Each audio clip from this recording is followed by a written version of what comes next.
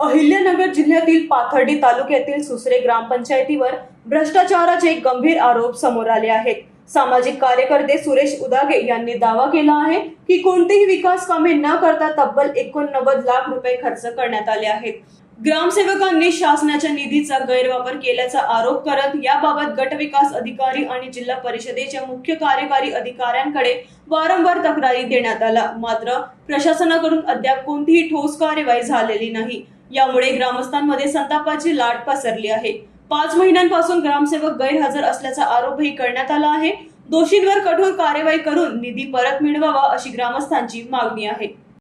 नमस्कार, मी सामाजिक कार्यकर्ता म्हणून सुरेश काकासाहेब उदागे, सुसरे, तालुका पाथर्डी, जिल्हा अहिल्यानगर।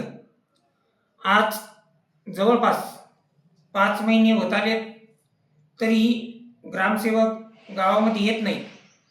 यामागचं कारण विचारले असता काहीतरी कुठं काहीतरी घडतंय। यानंतर आम्ही पाठपुरावा करत गेलो, त्यामध्ये आम्हाला दलित वस्तीमध्ये जवळपास 9 लाख रुपयाचे काम न करताच बिल काढण्यात आले, हे पुराव्यासहित आमच्याकडे आहे।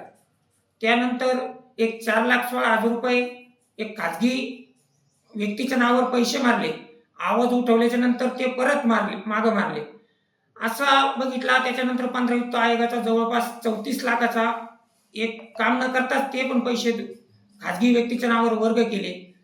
त्यानंतर काही काम बघायला गेलो, रोडचे काम असेल ते 91 फूट जवळपास कमी आहे।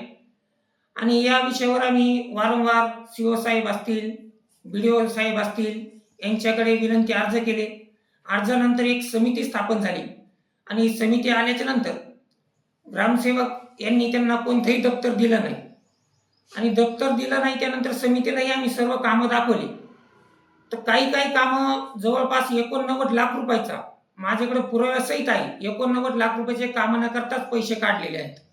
तरी आम्ही वेळोवेळी त्यांना अर्ज देऊन आम्हाला न्याय भेटण्यासाठी खूप काही पाठपुरावा केला, पण प्रशासक हे पूर्णपणे विकलंय का काय याच्यावर ही आमची एक शंका उपस्थित झाली आहे।